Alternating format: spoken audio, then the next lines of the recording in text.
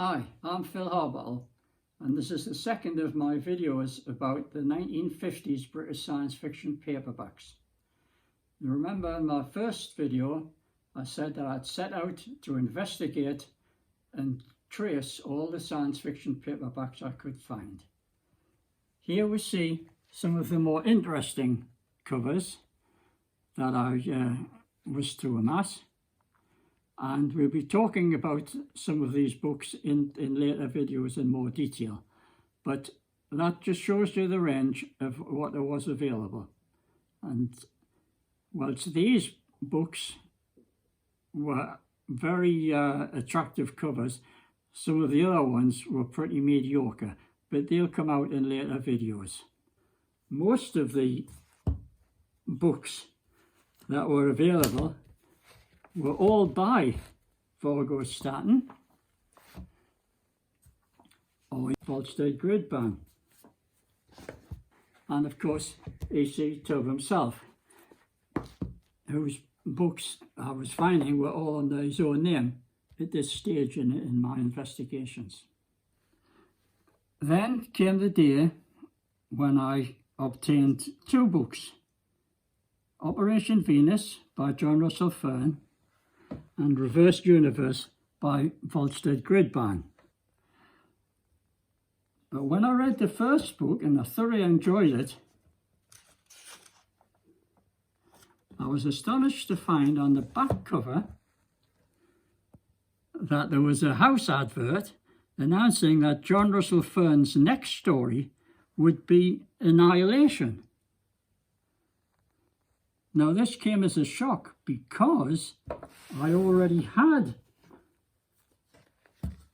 a copy of Annihilation, which was by Vargo Stanton, not John Russell Fearn. And all the later books in the Skyen series were as by Vargo Stanton. Then the penny dropped.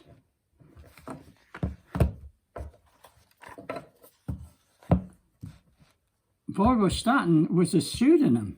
I always assumed it was an unlikely sounding name, but now I knew for certain that it was a pseudonym, and a pseudonym of John Russell Fearn. Obviously, John Russell Fearn's first book had been such a success that Skyen, the publishers, had determined to do an entire series of them, and they determined that for this entire series they would invent their own house name of Vargo Stanton. So that was a significant discovery.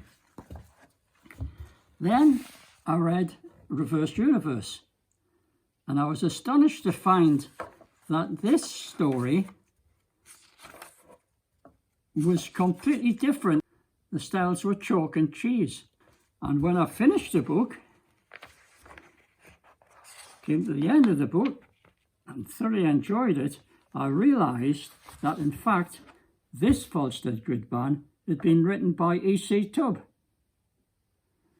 And I couldn't understand how it was possible for books to be published under one name actually written by different people, because I hadn't any idea of the practices of the post-war publishers, which was to use house names. And I then set out obviously to discover if there was more pen names of John Russell Fearn and more pen names of E.C. Tubb, and of course there was. And this will be the subject of my next video.